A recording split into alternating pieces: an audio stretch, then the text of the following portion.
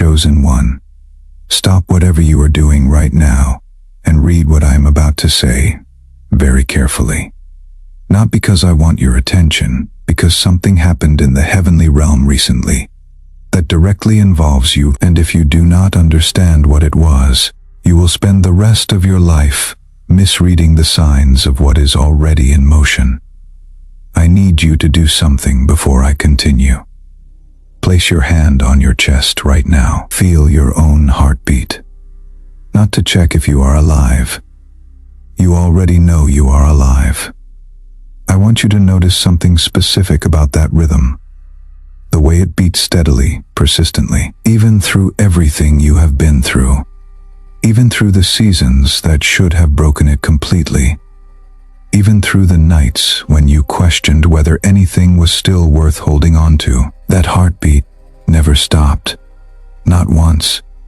And I need you to understand something extraordinary about that.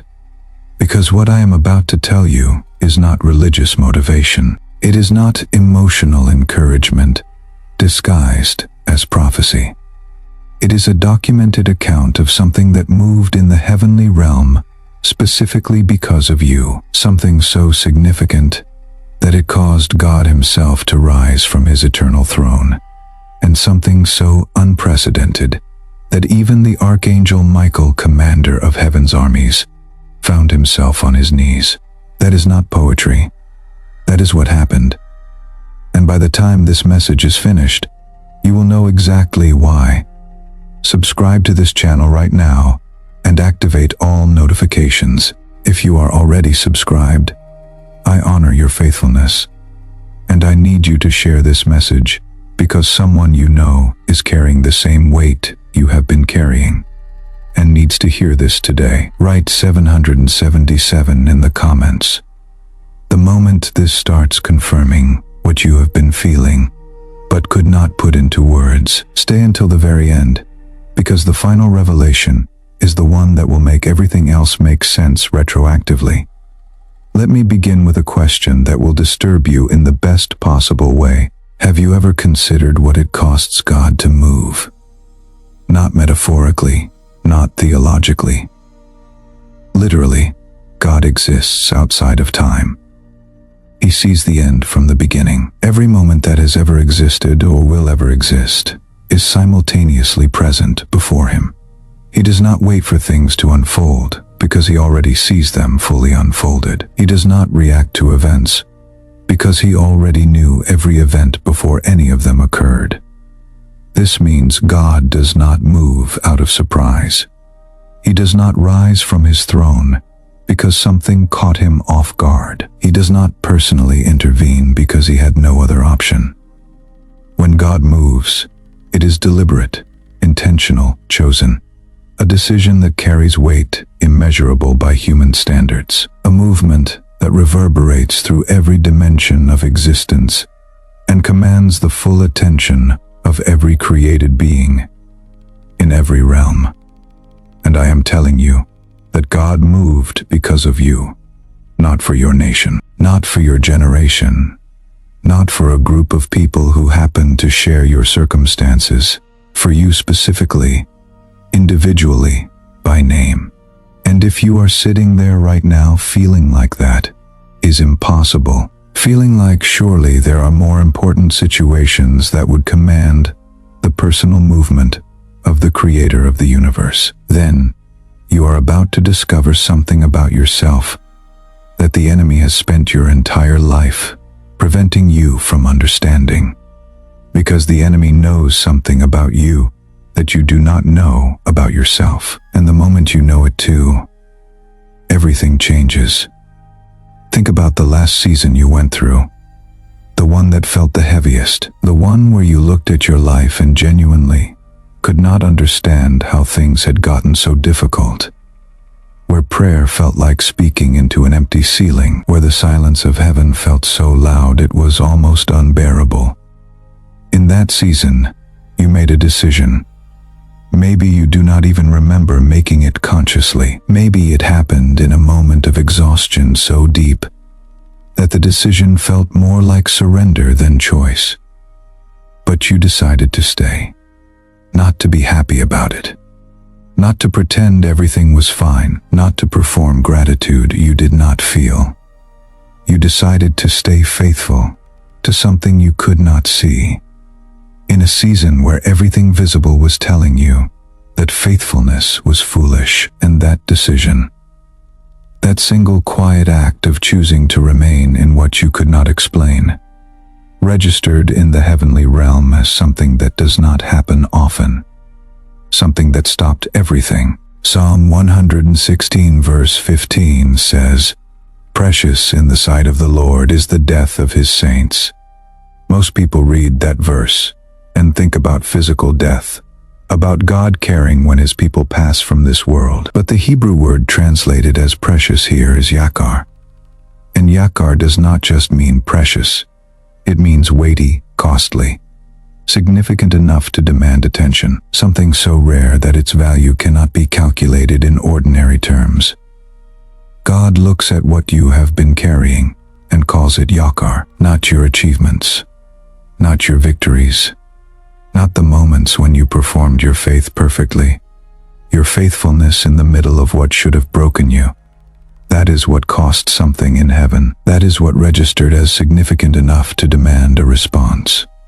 Now, let me take you somewhere that will make everything I just said undeniable. Luke chapter 15. Jesus is sitting surrounded by tax collectors and sinners, the people that religious society had written off. And the Pharisees are complaining about who he is spending his time with. And Jesus looks at them and tells 3 stories back to back. 3 parables. And the first one begins like this. What man of you, having 100 sheep, if he loses one of them, does not leave the 99 in the wilderness, and go after the one which is lost, until he finds it, until he finds it, not until he gets tired of looking, not until the search becomes inconvenient, not until the other 99 need attention, until he finds it. And then notice what happens when he finds it. The shepherd does not say, "Finally, you have been such a problem. Do you know how much trouble you caused me?" He does not guilt the sheep for getting lost. He does not lecture it about the importance of staying with the group.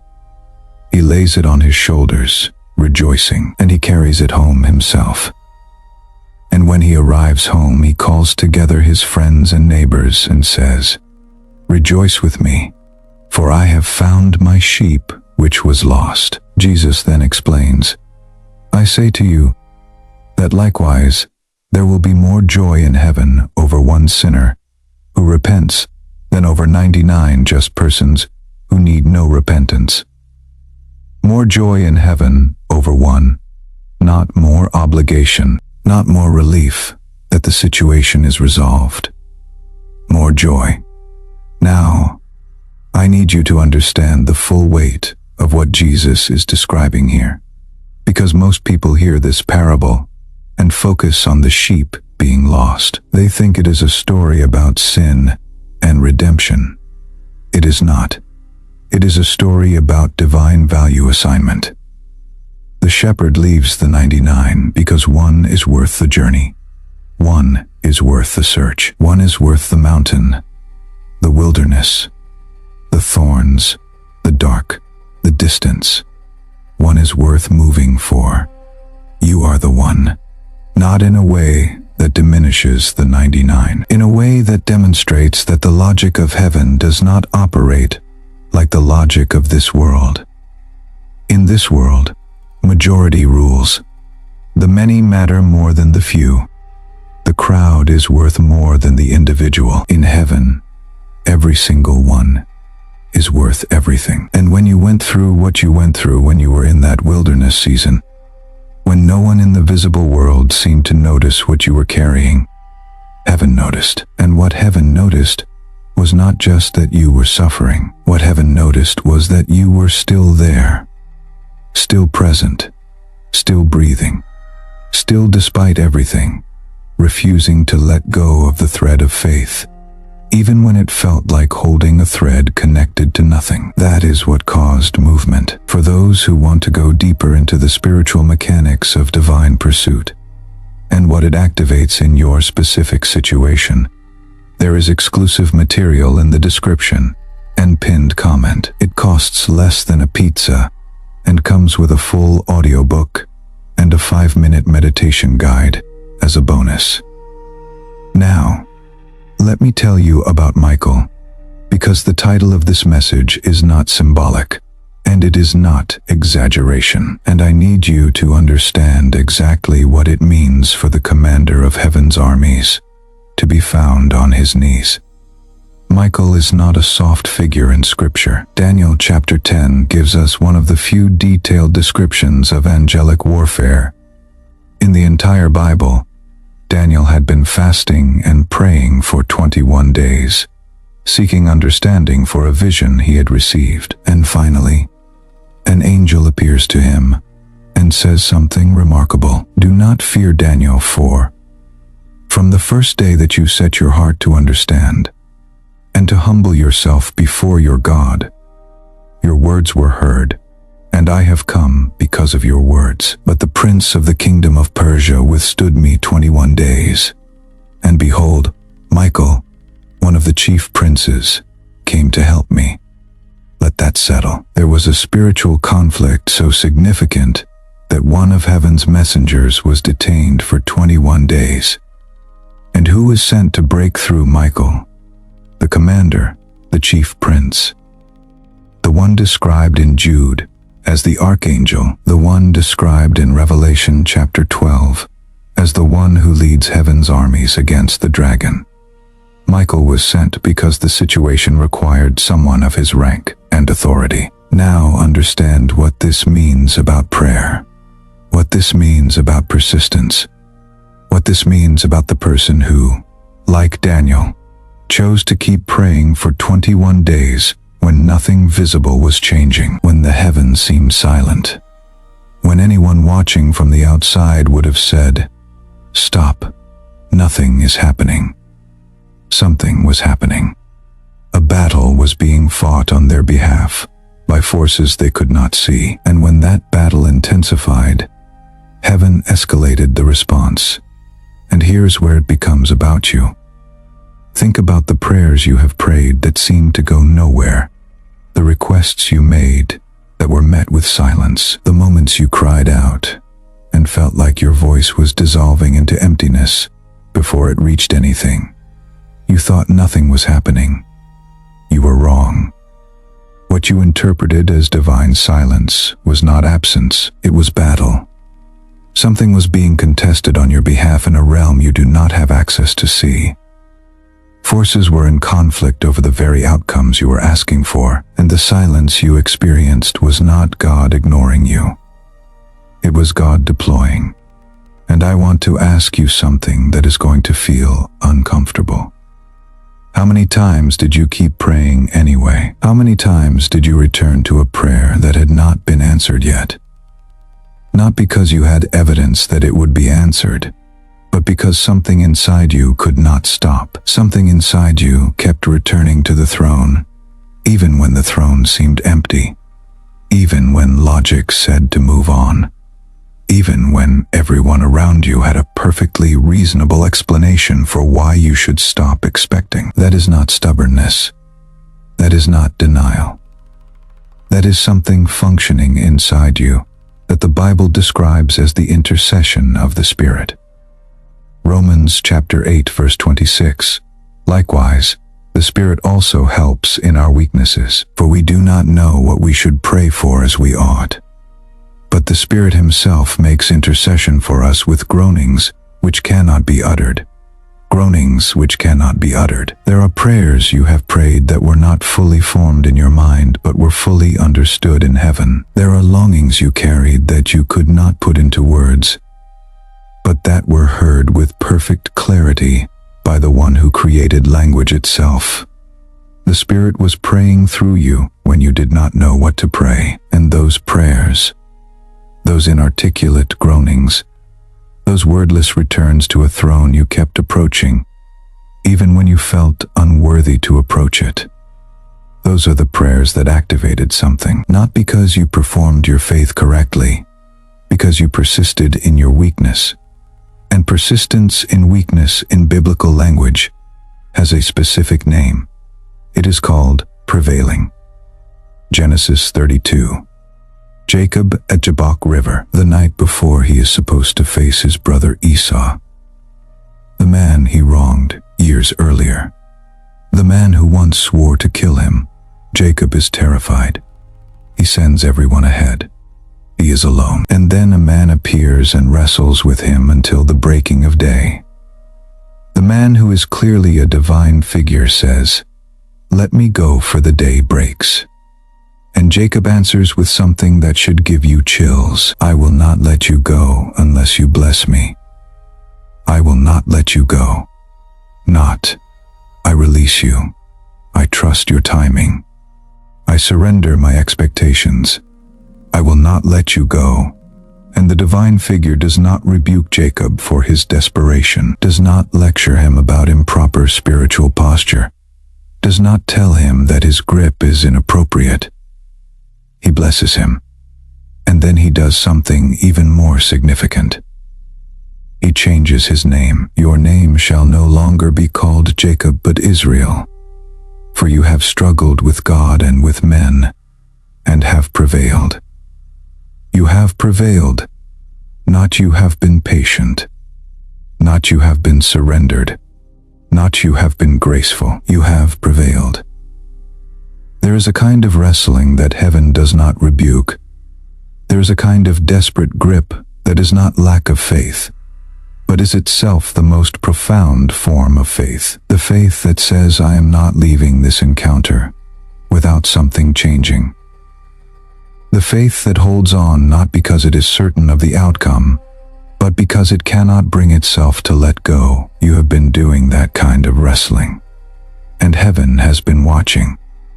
Now, I need to tell you about the moment God left the throne. Not metaphorically, in one of the most startling passages in all of Scripture. Isaiah chapter 6. The prophet Isaiah sees the Lord sitting on a throne, high and lifted up, and the train of his robe fills the temple. Seraphim are flying above him, each one covering their faces and their feet, crying out, "Holy, holy, holy is the Lord of hosts. The whole earth is full of his glory." The seraphim cover their faces, even beings of pure divine fire, beings who have existed in the direct presence of God, cover their faces, because the holiness, the weight, the gravity of what sits on that throne is something that even they cannot fully behold. And then, Isaiah says, "Then I said, Woe is me, for I am undone, because I am a man of unclean lips, and I dwell in the midst of a people of unclean lips. For my eyes have seen the King, the Lord of hosts." Isaiah encounters the full weight of divine holiness, and it undoes him. He does not feel encouraged. He does not feel motivated. He feels the complete impossibility of his own condition in the presence of what is fully holy. And here is where the story turns. One of the seraphim flew to him, and this seraphim had in his hand a live coal which he had taken with the tongs from the altar, and he touched Isaiah's mouth with it, and said, "Behold, this has touched your lips. Your iniquity is taken away, and your sin purged." Then God said, "Whom shall I send, and who will go for us?" And Isaiah said, "Here am I. Send me the coal from the altar."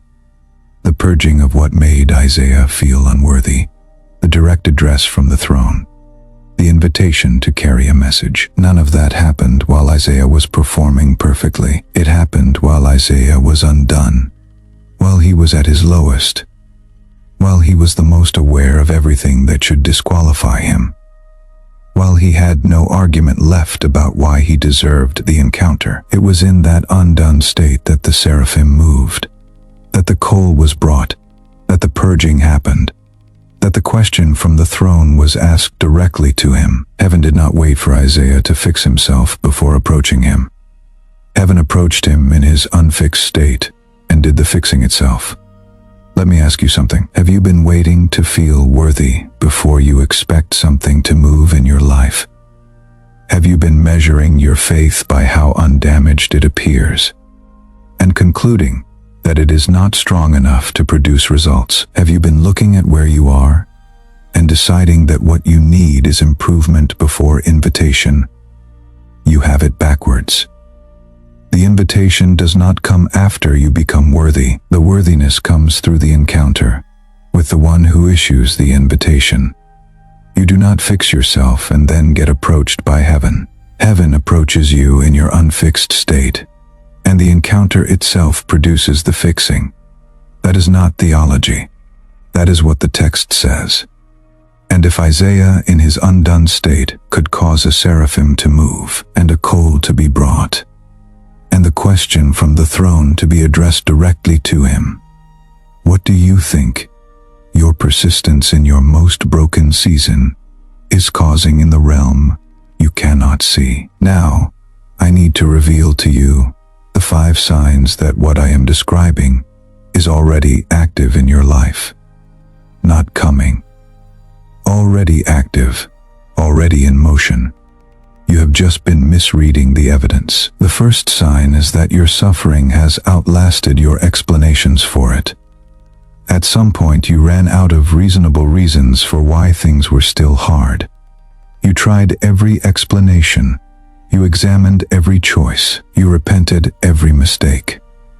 You looked at every angle, and still the difficulty persisted beyond anything your logic could account for. That is not abandonment. That is testing with a timeline that does not fit your expectation, because the reward it is building toward does not fit your imagination. Job is the most extreme example in Scripture, a man described by God himself as blameless and upright. And yet, what he endured could not be explained by sin, by bad choices, by lack of faith, or by divine neglect. It was a specific appointment, a designated season with a designated end, and the end was not restoration. It was expansion. Everything he had before was doubled after, not restored. Doubled. Your difficulty is not evidence that heaven forgot you. It is evidence that what is being built in you requires pressure that comfort cannot produce. The second sign is that people around you sense something they cannot name. There are people in your life who gravitate toward you without fully understanding why. Strangers who tell you things they do not normally tell people. Children and animals who go to you first in a room full of people. People in crisis who call you even when you did not advertise yourself as someone they should call. That is not personality. That is not social skill. That is frequency. The same heat that the analyzed script described. The thermal signature of something alive inside you emits in ways that people around you perceive instinctively, even without understanding what they are perceiving. You are marked. And marked people attract others who need what the mark carries. The third sign is that you have survived things that should have ended you, not physically necessarily, but spiritually, emotionally, the kind of thing that when you look back on it, you genuinely cannot explain how you made it through without being permanently destroyed. There are breaks that should have been permanent that are not. There are losses that should have taken something fundamental from you that somehow did not. There are seasons that should have produced bitterness so deep it became identity, but instead produced something quieter and stranger and more resilient than bitterness. That survival is not luck. Deuteronomy 31, verse 8. And the Lord, He is the one who goes before you. He will be with you. He will not leave you, nor forsake you. Do not fear, or be dismayed. He goes before you, not behind to comfort after damage before, into the territory of what you are about to face, preparing the path while you are still approaching it. You survived what you survived because something was going before you, into what you were walking toward. You did not navigate it alone, even in the moments it felt most alone. The fourth sign is that you have a sense of assignment you cannot fully explain. Not ambition, not desire for success, not wanting to be recognized. Something different from those things. A quiet knowing that your life is supposed to mean something beyond your personal comfort, that you are here for something beyond your own story, that there is a purpose attached to you that sometimes feels bigger than you and more insistent than any plan you made for yourself. That sense of assignment is not self-importance. It is accurate perception. Jeremiah chapter 1, verse 5. Before I formed you in the womb, I knew you. Before you were born, I sanctified you. I ordained you a prophet to the nations. Before you were formed, before you were born. The assignment existed before the person it was assigned to existed in physical form. Your sense that you are supposed to do something significant is not ego inflating itself. It is memory activating, the echo of an assignment that predates your existence reaching forward through time to remind you of what was already decided before you arrived. The fifth sign is that the things the enemy has tried hardest to take from you are the things with the most direct connection to your assignment. Your peace, your faith, your sense of worth, your capacity to trust, your ability to believe that good things are genuinely possible for you. These are not random targets. The enemy is not a scattered strategist. He is calculated, cold, precise. The things he targets most aggressively are the things that, if operating fully in you, would allow the assignment to function at its highest level. He is not attacking what is unimportant in you. He is attacking the infrastructure of the very thing heaven sent you to do. Which means everything he has tried to steal from you is a map of everything you carry that matters. Read that again. The intensity of the attack on something is proportional to the significance of what is being attacked. Your most contested areas are your most significant assets. Now, I need to take you to the climax of everything I have been building toward, because everything I have said up to this point has been preparation for this. Here is what actually happened. In Luke chapter 15, after the parable of the lost sheep, Jesus tells another parable, the prodigal son. You have heard it your entire life, but I need you to hear one sentence from it that you have probably heard 100 times without fully registering what it is describing.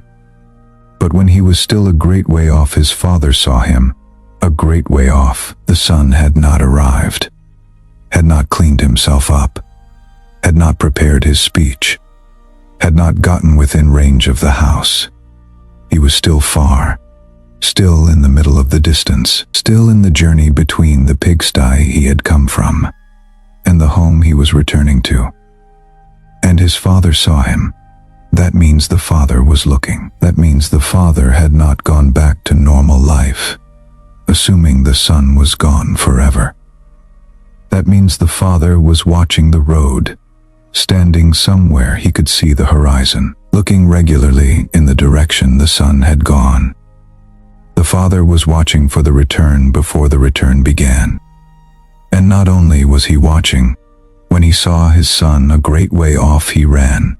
He ran. This is not the image of God that religion often presents.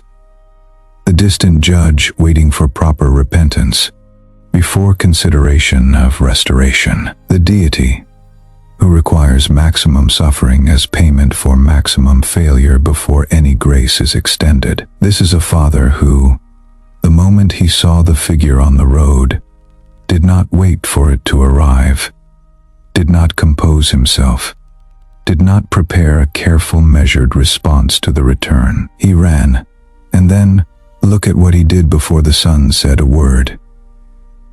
Before the rehearsed speech about no longer being worthy to be called a son, before any explanation or apology or demonstration of changed behavior, he fell on his neck and kissed him.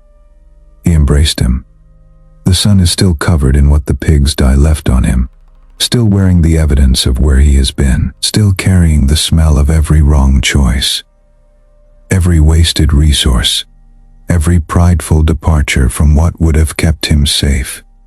And his father embraced him before any of that was addressed, not because the father was naive about where the son had been, not because the condition did not matter, but because the return mattered more than the condition. Now here is what I need you to understand, with absolute clarity.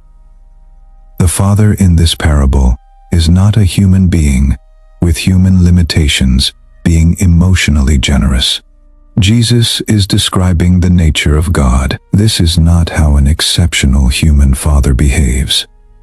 This is how God behaves. This is what the movement of heaven looks like toward a returning soul. This is the theological content of the image. A God who watches the road, who runs when he sees movement in the right direction, who embraces before the apology is complete, who restores before the worthiness is established. That is the God to whom you have been praying. That is the God who has been watching the road. And every time you returned, every time after every fall, you chose to get up again. Every time you prayed from a place of brokenness, without feeling like your brokenness disqualified you from being heard. You were the figure on that road, and he was running.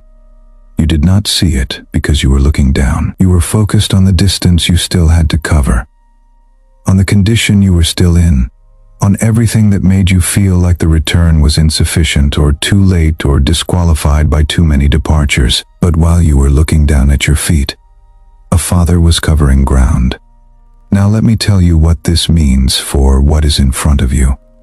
Ezekiel chapter 34 verse 16. I will seek what was lost and bring back what was driven away. Bind up the broken and strengthen what was sick. Seek, bring back, bind up, strengthen. These are active verbs, present tense. The work of restoration is not passive. It is not waiting for you to fully recover before beginning. It is actively seeking what was scattered, actively pursuing what was driven away, actively binding what is still broken, actively strengthening what is still sick. If you have been waiting until you feel fully recovered to expect movement from heaven, you have been waiting for a condition that is not the condition heaven requires. Heaven starts working on the broken thing. While it is still broken, that is the nature of the restoration that is already in motion for you. Here is what I need to warn you about. When restoration begins to move, there will be offers. Not the obvious kind. Not the ones that announce themselves as temptations, the subtle kind, the kind that look exactly like what you have been waiting for, but carry a small compromise embedded inside them that only reveals itself after you have accepted. They will come as relief that arrives too perfectly timed, as connection that feels too immediately complete, as opportunity that answers every prayer, but requires you to move before you have peace about moving. The enemy knows that a soul that has waited long enough for something can be tempted specifically through the arrival of what it has waited for. Joseph was not tempted during the hardest years in prison. He was tempted when things were improving, when he was in Potiphar's house, when access was increasing, when life was getting better. The most dangerous moment is not the season of scarcity. It is the moment scarcity begins to end, and the enemy makes a final offer disguised as the thing you asked God for. Test everything against this one question. Does accepting this require me to compromise something about myself that I would have to explain to God? If the answer is yes, in any form, the answer to the offer is no. You did not come this far to sell what you protected through everything you have been through. I am going to leave you with this. Revelation chapter 3 verse 8. I know your works. See, I have set before you an open door, and no one can shut it. For you have a little strength, have kept my word, and have not denied my name. A little strength, not great strength, not impressive strength, not strength that looks like strength to the people around you. A little strength that kept going. That is the qualification described for the open door. Not a flawless faith, not a powerful testimony of unbroken victory. A little strength that, despite being little, kept the word and did not deny the name. You qualify. Not because of what you achieved, because of what you refused to put down, even when everything in your circumstances gave you permission to put it down. The door that is opening in front of you is not opening because you performed perfectly. It is opening because a God who watches the road saw movement in the right direction, ran toward it before it arrived, and is even now removing what was sealed so that what belongs to you can come through. Heaven ran for you. The door is open. Your only job now is to walk through it. Click on the video appearing on your screen right now because what is revealed there is the next piece of what you need to hear. And it connects directly to where your story is going from this point forward. Together, we are stronger.